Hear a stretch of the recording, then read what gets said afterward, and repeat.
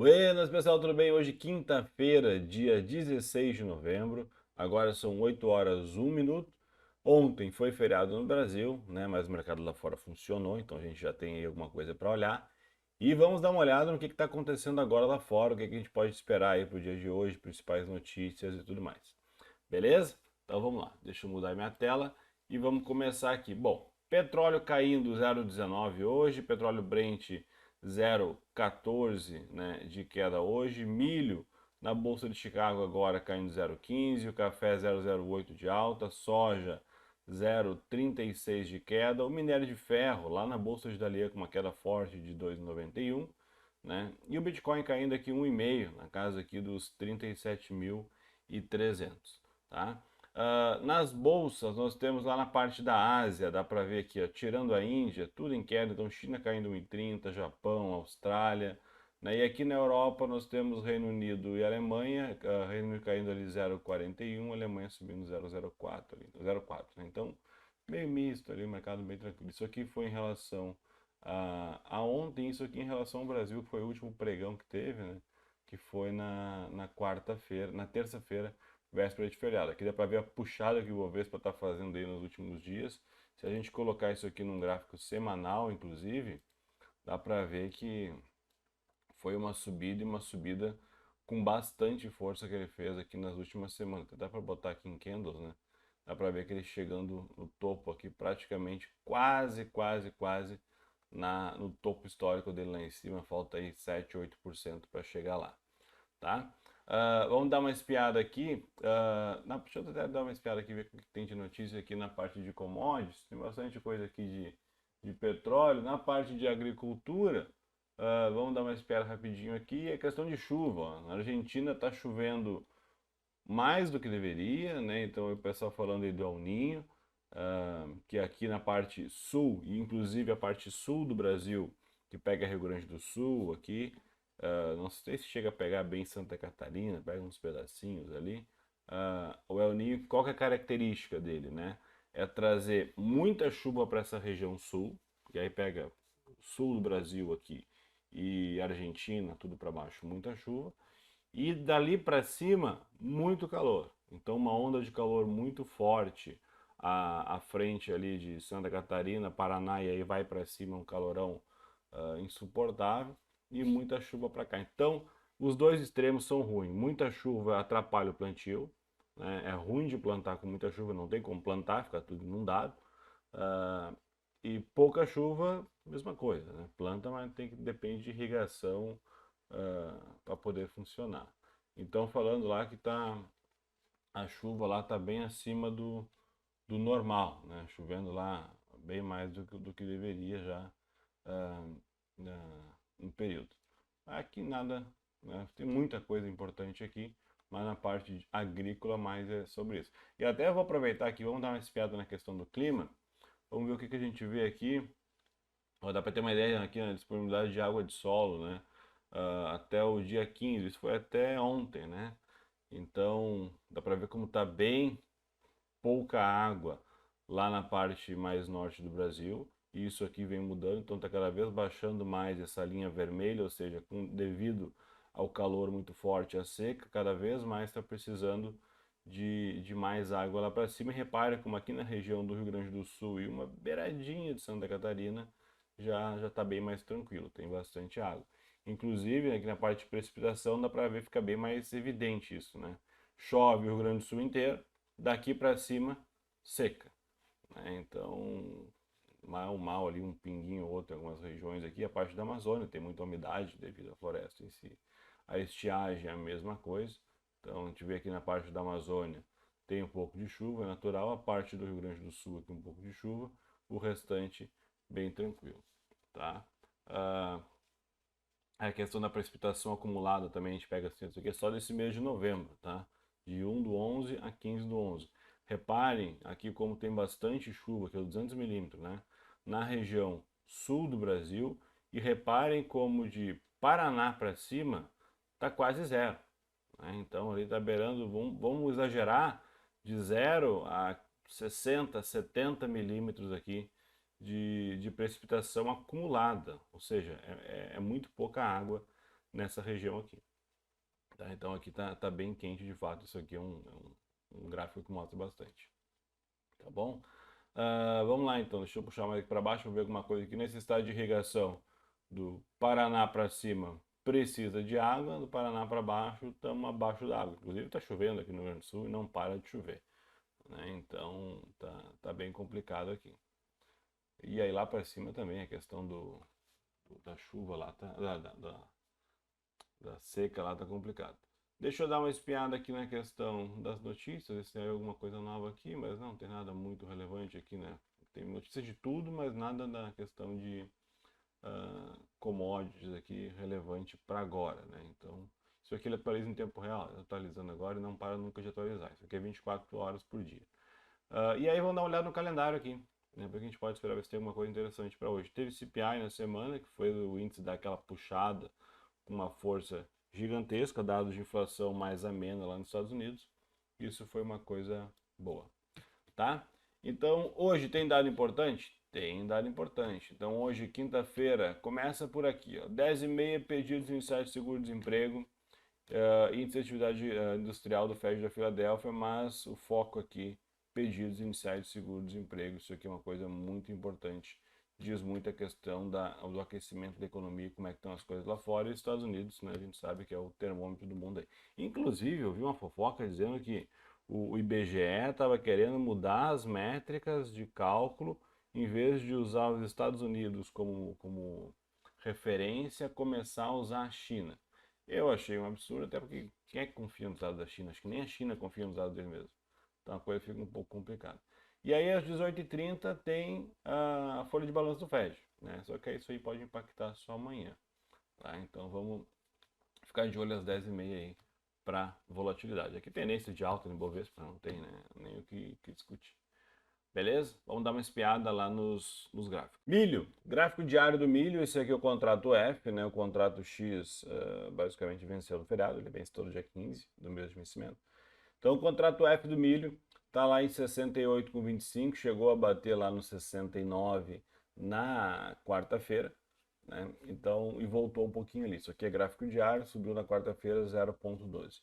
Eu, felizmente, consegui comprar, né, milho nessa pernadinha de alta aqui, então estou comprado nele. Cheguei a comprar um X sem querer, depois eu olhei e falei, opa, errei aqui, troquei e comprei o F, né? E aí, acho que foi na quarta-feira, eu aumentei, comprei mais um contratinho. Aumentei um pouquinho a mão ali só para não ficar de fora, achando que poderia andar. Pode corrigir? Pode, justamente por isso que eu comprei só mais um contratinho. Então ele pode voltar aqui, brigar na região dos 66 e pouco. Lá fora está caindo um pouco, lá fora caiu ontem. Tá? Então ontem as bolsas americanas subiram bastante, tudo mais, mas o milho em si caiu. Né? Milho e soja tiveram uma queda na Bolsa de Chicago na casa de 1,5%, então caiu bastante. Então isso pode impactar aqui no Brasil hoje, visto que ficou fechado, né, o mercado aqui ontem, então hoje ele atualiza o preço. Né? Então pode ser que volte um pouquinho aqui e devolva um pouquinho daquela posição comprada que eu tenho do milho lá. Mas beleza, como eu comprei lá embaixo, ele subiu um pouco, eu estou com o preço médio lá embaixo ainda, então tá tranquilo. Próxima região de compra interessante na questão aqui dos 66 e pouco. Essa questão do El Ninho, a questão da safra, porque que acontece? O El Ninho dificulta muito a safra, atrasa muito o plantio, devido ao calor excessivo nas regiões mais, né, não digo mais norte, mas tirando o sul aqui no resto, né, e também a questão aqui na região sul é muita chuva, então os dois extremos são ruins. Então atrasa um pouco o plantio do milho, toda aquela história que todo mundo conhece, final do ano ali tende a puxar um pouco os preços para cima. Tá? Então vamos ficar de olho nessa volta que o milho pode dar hoje. No mais não tem muito o que fazer, uma compra interessante na região aqui dos 66,20, que é esse topo aqui, né? Topo já conhecido aqui atrás, aqui. Então uma compra fica interessante nessa região e só para entrar nessa barra grande. Virar ela para baixo aqui e voltar para cá, pular fora. É o que eu tô fazendo, tá? O boi, BGI, vamos lá, não BGI não, BGI. Vamos lá. Boi subiu e caiu um pouquinho, isso aqui é o gráfico diário, né, na quarta-feira, então ele está brigando dentro dessa região aqui, e era aquilo que eu falei que eu não queria ficar, né? Então eu fiz a venda aqui, saí quase que no 0 a 0, voltou e foi lá em cima. Então ele sai de 233, vai para 241, né? Então quase 10 pontos andando aqui, voltando para dentro dessa região. Então se a gente pegar o boi e tirar um zoom, a gente vê que ele está desde setembro no mesmo preço. Balança, balança, mas não sai no mesmo preço. No gráfico semanal fica mais evidente isso, que ele está de lado aqui um bom tempo. Vai andar para cima a partir disso? Não sei, né? A questão é, por enquanto estou de fora, está subindo aqui, eu vejo que tem um certo movimento interessante na compra, olhando o book, a gente vê que tem mais força no boi na compra. Tem uma média aqui, tem um topo aqui que não me deixa muito confortável para comprar, muito tranquilo aqui, né? Então eu estou mais cauteloso ali no boi, né? Fiz algumas operações de venda, algumas deram certo, outras deram quase que no 0 a 0. Não perdi dinheiro ainda, então tá tranquilo, mas eu tô de olho aqui tentando encaixar uma operação, seja ela de compra ou de venda. Por hora eu tô de fora. Não quero comprar muito aqui porque está muito alto e próximo do topo. Eu prefiro chegar lá e esperar, né, ver o que vai acontecer para aí sim eu tomar uma posição. E vender aqui eu também não enxergo força de venda. Então vender aqui é vender contra a tendência no mercado que está forte para cima, é pedir para apanhar. Então eu teria que esperar também entrar uma força, entrar uma vontade vendedora ali que ainda não entrou, tá? Então é isso. O café, ó, segue lá naquela região lá de cima, então segunda barra vermelha aqui em cima, vai cair, isso aqui é um topo duplo, vai cair a partir disso?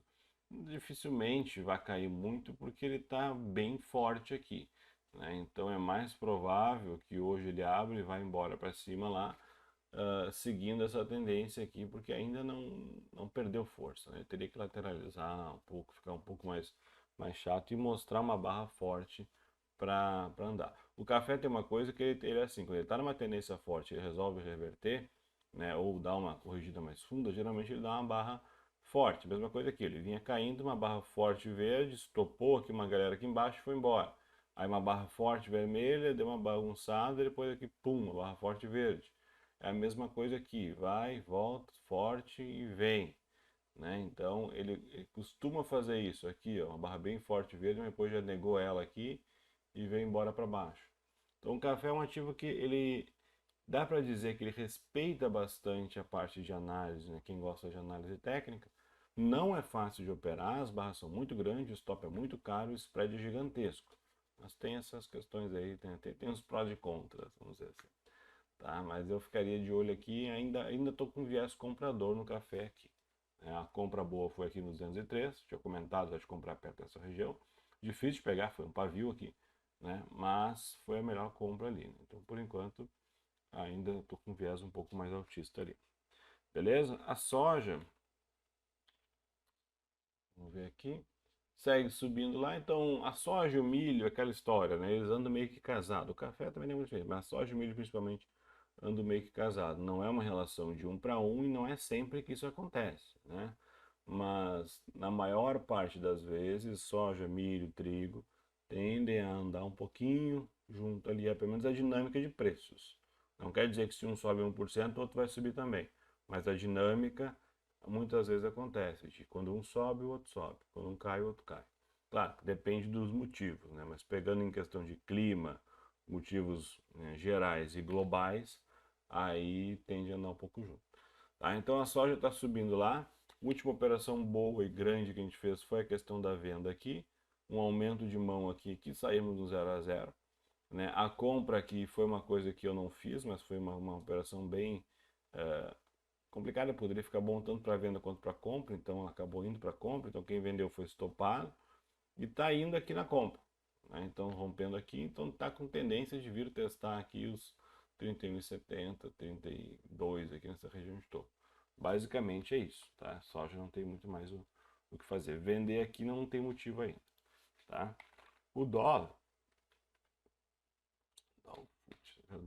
isso. Segue caindo forte, então como saiu dados, né, do CPI na quarta-feira, o dólar deu um tiro para baixo, o índice deu um tiro para cima. E eu ainda brinquei, postei lá no Telegram com aquela insatisfação de todo trader, né, que eu fiz uma compra de índice, brincando no índice futuro lá, tinha comprado 6 contratos, né, uma operação relativamente pequena. E aí o mercado estava andando, andou para cima, andou para baixo ali, já ia abrir a bolsa, né, de Nova York, ia sair notícia também, e eu, como eu não estava afim de ficar olhando tela e operando day trade em índice, fiz o que eu sempre fiz. Eu tinha, né, já estava no lucro, não estava mais no prejuízo, estava lá dando 500 e poucos reais de lucro, peguei a operação e dei uma estrangulada no stop embaixo de uma barrinha ali, e aí o mercado deu uma balançadinha, me tirou da operação com 300 e poucos pila de lucro, né? Depois disso, subiu 2.000, quase 3.000 pontos com a notícia que subiu. Então, uma operação que me deu aí 300 e poucos pila. Se eu não tivesse feito nada, né? E ela teria me dado aí provavelmente mais de 3.000 reais, né, em poucos minutos.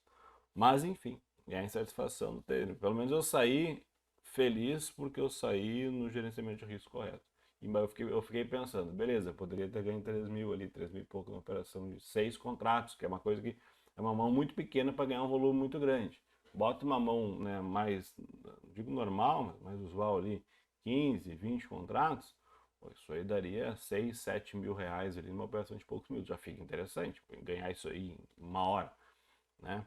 Então, mas eu fico pensando, beleza, deixei de ganhar isso. Mas e se fosse ao contrário? Se eu tivesse posicionado vendido, ou se eu tivesse comprado, que nem eu estava igual, e sai a notícia e dá uma paulada para baixo e eu não saio, né? Então, uma operação que estava com 500 reais de lucro ia virar 1.500, 2.000 de prejuízo. Então, tem que tomar cuidado, né? Então, a gente tenta se confortar com isso. Mas, enfim, o dólar segue na tendência de queda aqui. Tem espaço para cair mais? Tem espaço aqui para cair mais 170 pontos aqui a partir daqui. Então vamos chutar aqui que ele viria aqui nos 4,78, né? 4,70, 4,80. Tem um espacinho para andar ainda. Se vai continuar caindo, se vai cair, bom, aí eu já não sei. Por enquanto rompeu esse fundo, rompeu essa região, está indo para baixo. Vamos ver se vai, tá?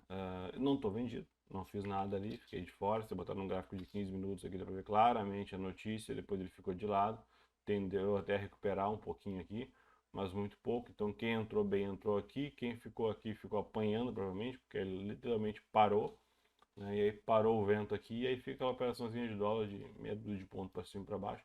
Tem gente que opera 2 pontos de dólar, eu já não gosto disso, prefiro que ande mais.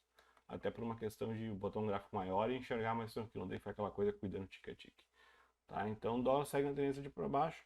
E o índice, se eu botar aqui o Indifut, o índice segue na tendência para cima. Então aqui eu entrei na operação no início do dia aqui, ganhei aqui poucos pila, né? Não deu 400 pontos, deu um pouco menos aqui, deu 300 e tantos pontos. Eu tava, daqui deu 300 e poucos reais de lucro, com 6 contratos, deu menos de 330 pontos a operação. E aí deixei de ganhar aqui, vamos supor que eu tivesse saído aqui 1.500 pontos, ou se tivesse batido, não tivesse feito nada, né, teria dado lá 2.200 pontos. Então, aí beleza, faz parte. No gráfico diário, Ibovespa lá em cima, quase no topo histórico dele, né, então ali a poucos por cento do topo histórico, uma barra muito forte aqui, e aí tem que tomar cuidado, é o seguinte, tendência forte, né, muito rápida, barras menores, uma barra muito forte, a maior delas aqui, numa região que fazia tempo que não visitava. Pode ser uma barra de exaustão. Não estou dizendo que o mercado vai reverter a partir disso, e sim que pode acontecer uma correçãozinha um pouquinho maior, um pouco mais profunda, até mesmo uma lateralização aqui em cima. Então, ficar esperto aí para não comprar aqui. Falei centenas de vezes em aproveitar esses momentos que o Ibovespa dá uma puxada forte para fazer compras, né, de bons. Enquanto o Ibovespa não mostrava que queria subir, fazer compras de bons ativos, né, ativos que tem em carteira e tudo mais, e aí cada um tem seus critérios. Olhar estocástico, IFR, osciladores, que já ficam muito bom nesse período aqui, né, e fazer compras de bons ativos aqui, porque quando voltasse a subir, se voltasse a subir, poderia dar bom. Então imagina quem comprou bons ativos lá, o Ibovespa deu uma puxada aqui, brincando aí, de 8%, né, em 2 semanas. Eu comprei alguns bons, aumentei a mão em outros. Comprei, por exemplo, Bradesco abaixo de, né, 14, estava 13 alguma coisa. Bradesco está quase 15 agora. Então andou legal aí. Tá? Então tem que ficar esperto nesse tipo de movimento. Não dá para ficar só operando milho, só operando boi ou índice dólar e esquecer que tem, né, milhares de ativos interessantes na bolsa que vale a pena de vez em quando dar uma olhada. tá bom? Então vamos lá, lembrando que hoje não é segunda-feira, ainda tem mais um dia na semana amanhã e depois já acabou a semana. E o principal hoje, 10h30 da manhã, pedidos de inseto seguro-desemprego é o que pode dar uma balançada no mercado e vamos ficar esperto. Tá bom? Bons trades, boas operações, até mais. Tchau.